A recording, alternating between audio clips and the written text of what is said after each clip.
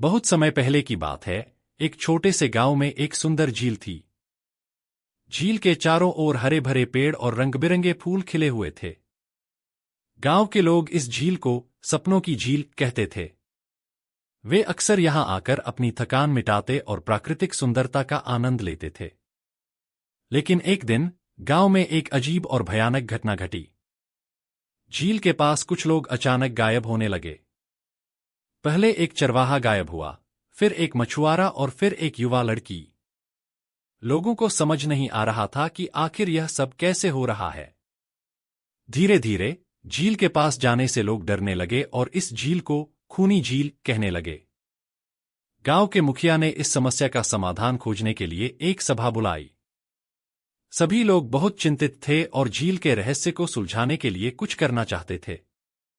तभी गांव के एक बहादुर युवक राजू ने खड़े होकर कहा, मैं इस झील के रहस्य को सुलझाऊंगा और गायब हुए लोगों का पता लगाऊंगा। राजू ने अपनी यात्रा शुरू की। उसने अपने साथ एक मशाल, एक रस्सी और कुछ खाने पीने का सामान लिया।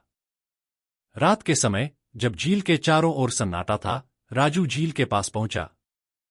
उसने ध्यान से झील के पानी को देखा और एक बड़ी काली परछाई को देखा जो झील में हिल रही थी। अचानक झील से एक भयानक आवाज आई और पानी में एक विशालकाय आकृति उभरी। यह आकृति एक पुराना दानव था जो झील में वर्षों से सोया हुआ था और अब जाग गया था।